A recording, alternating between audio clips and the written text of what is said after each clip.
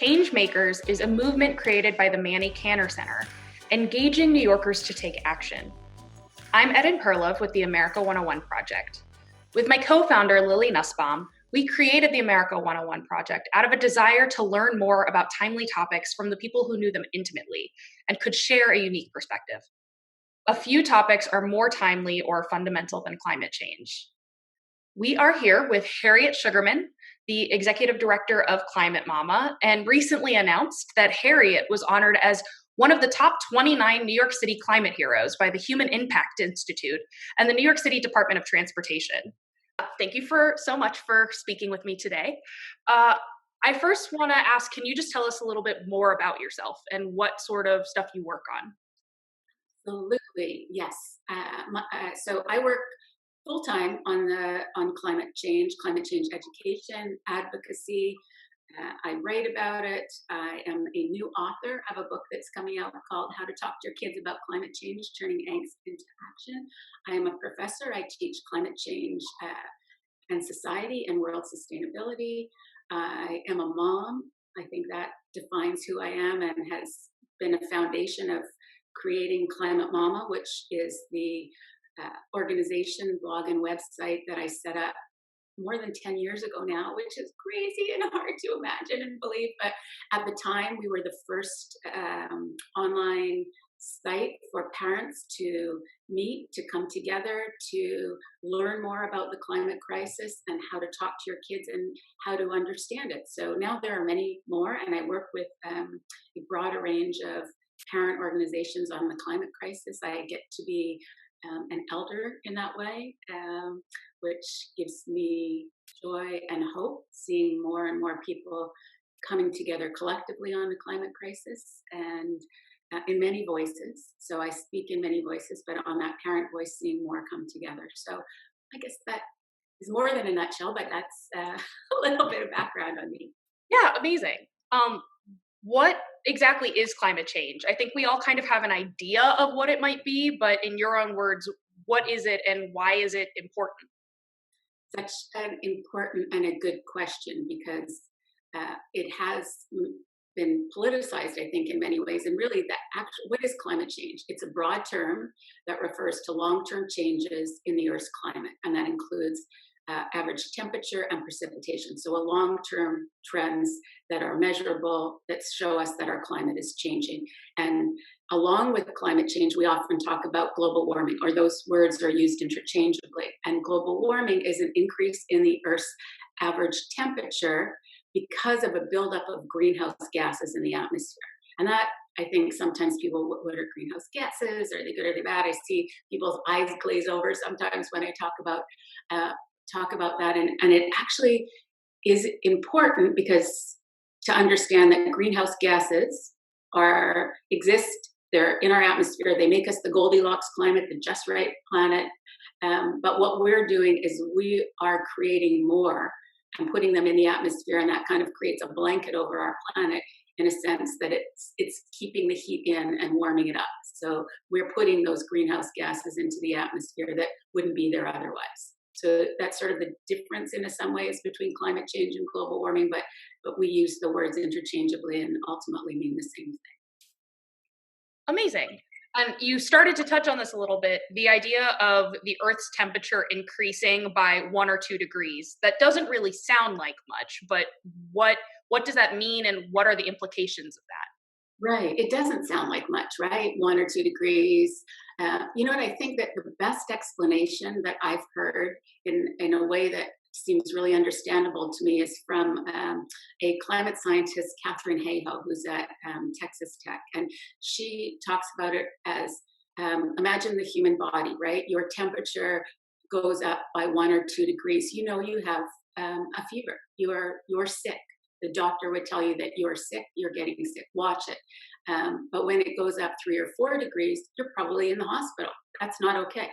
So we know, and our planet is sick because scientists are telling us, scientists are showing us that the average temperature of the Earth is already going up. And it's gone up more than it has in a very short period of time in the history of our planet. So we trust a doctor to tell us when our temperature is high, that we need to take care of ourselves, and perhaps we might even have to go into the hospital. Similarly, we should be trusting in science that's telling us that temperatures are increasing and that 1 or 2 degrees is put our planet out of balance, our planet sick. That makes total sense. When you see those effects, what do they often look like? We are seeing extreme weather events.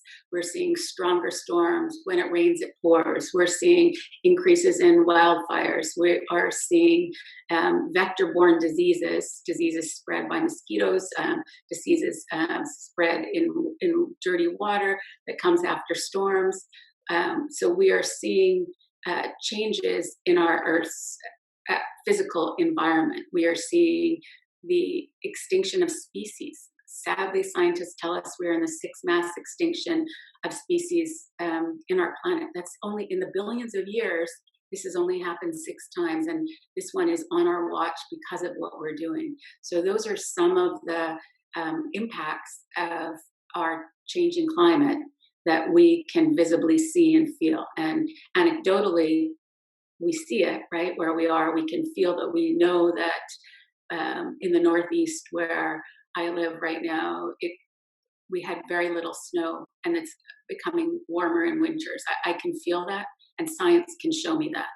So some of these effects we see directly, and depending where you live, you are feeling it much more directly.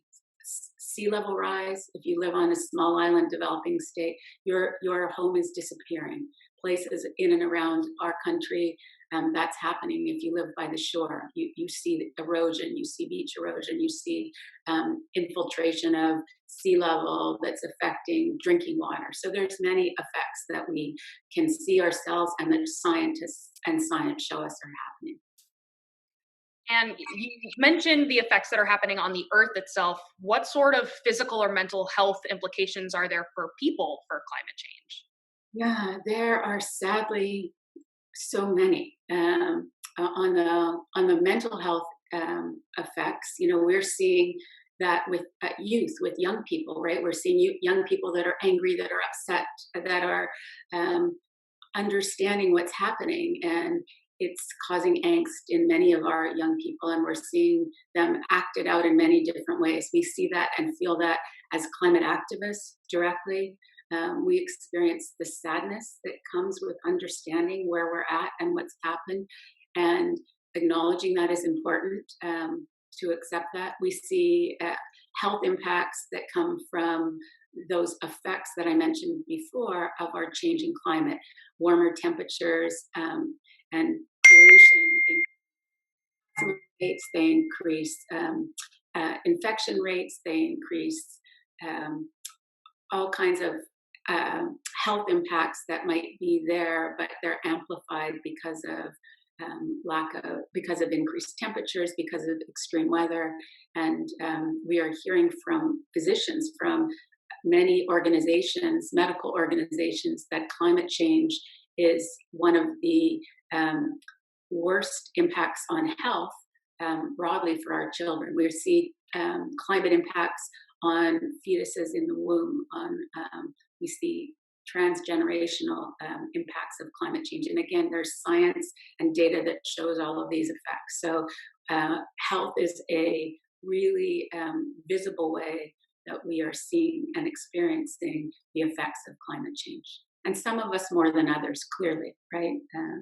Which is a real significant and important, I think, issue to raise, is that climate change impacts us in different ways, and for many communities, much more frontline and directly. And that makes a lot of sense with our current situation in quarantine. How has COVID affected our current climate crisis, both positively in good ways and bad ways? What is your take on that? Yeah, so good question, because we have a lot of time to think of that in some ways as we are stuck in quarantine. And I think that we have seen that our climate crisis is unrelenting, right? There's still bad storms, there's still heat waves, there's still wildfires. All of that is happening. Maybe we just aren't shining that same light on it. So climate change isn't going away. Our climate crisis is something we will live for the rest of our lives, but we can slow it down. And in some ways, we have seen in the short period of time that the world has sort of stopped in some ways, that air pollution has lessened in some places. People are seeing that. But what scientists actually are telling us is that perhaps we will see a decrease of 6 to 8% in greenhouse gas emissions this year. So that's not that much, right? Considering that we've stopped doing everything, or so it seems, right? So to work on our climate crisis is hard work. But I think what COVID-19 has shown us is that we can do hard work. We are willing as a society to do hard work as for the betterment of society, right? To protect our grandparents, to protect our parents, to protect our neighbors. So I think that that is something that we can hopefully take beyond, because we will get out of this situation, but it's not going to go back to whatever normal was, right? That it's a new normal, and something that hopefully, from my perspective, that we know that we can, as individuals, collectively make a difference. So that's one of my takeaways, anyways. Yeah. And again, you kind of touched on this a little bit, but do you think this is a fixable problem? Yeah. From what I hear and see from scientists, we have changed our climate in a way, in such a short period of time. We can't fix it in the short term, in the short term of our lives, but we can slow it down. We can, hopefully, if we all do that hard work, we can create a future and a now where we can not just survive, we can thrive, where we can live with this as a chronic illness, but it's something that won't kill us. It's something that we can make better, in that we can work to help our planet here. And again, as you asked me before, we're seeing that our planet can heal really quickly, right? But what we've put in place with our climate crisis is something that it can't go away as quickly as we created it. But scientists are telling us that, in fact, we can slow it down, and it doesn't have to be devastating, as devastating as it could be, and that, in fact, we can make it something we can live with, but in a way that is hopefully one where we can take every opportunity that this crisis presents, and we can all work to make it better. So I think from that perspective, there's as many solutions as there are people on the planet. There's no one solution. So that's the thing. We can't just fix it, but we can all be part of the solution. We can all be whatever we're passionate about, whatever makes us hopeful. If we work on that with climate in mind, then we are all working towards that solution. And I think that's hopeful, and that's not just hopeful, it's active hope, and it's something that will make all of our lives more positive and meaningful if we do that with intention. Yeah, and if I'm at home in quarantine, I feel like I can't do anything, but I'm sure there are things that I can do. What are some things that you think we can help ensure that we're taking care of our planet while we're at home? Good question. I think the very first thing that we have to do is take care of ourselves, and make sure that you're taking care of yourself and your family. And that, we're in this for the long haul. Not locked in quarantine for the long haul, but we're in it with our climate crisis for the long haul. And we need to take care of ourselves. And you mentioned mental health and physical health. So we need to deal with those things first. And some of us, it's much more stressful than for others. So we have to recognize that too. I think that one thing, and I love what you do with the America 101 project, focusing on our democracy, right, as well. And our democracy is very fragile, and we have to point out these bigger problems. And so I think as part of it, and the climate crisis is not a partisan issue, but it's been made partisan in some ways. So in the United States, the elections this year are critical. So if there are things we can do at home to make sure that people have voting access in our state or somewhere else, or bring those issues up to our politicians who are setting those things up right now, right? Not every state can vote by mail. Let's figure that out. Where do we need to put our help and advice in there? And again, not from a partisan issue, but anyone that wants our vote, especially now as we're in quarantine and living with this, has to recognize the realities and the truth of the climate crisis and have that as part of one of the recovery. How are we going to recover? We need to recover from this crisis that we're experiencing right now in a way that we are intentional and take our climate crisis and solutions to the climate crisis is how we're going to rebuild. How are we going to put people back to work? How are we rebuilding our infrastructure? All of those things are going to be critical, and they're important that they're going to be done in a sustainable way that takes the climate crisis in mind. So do some research while you're in quarantine. Who wants your vote? Who's running in your district? Call their office. People are still answering the phones. Let them know this is part and parcel of what you expect from them as we get back up and running. We need to be up and running in a way that's sustainable and takes the climate crisis in mind in a very forward way. Amazing. And you mentioned you have a book coming out soon. Can you tell us the title and a little bit more about it?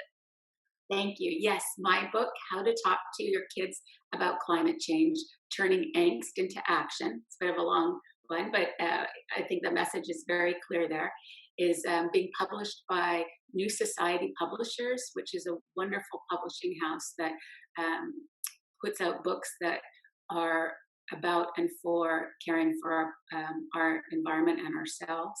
And it is being published in May 2020, so right now, and it's available from the publisher, from your local bookstore. Give them business. They may be closed, but maybe they're doing online sales, and from all of the big online retailers as well. So wherever books are sold, it's out there. Amazing.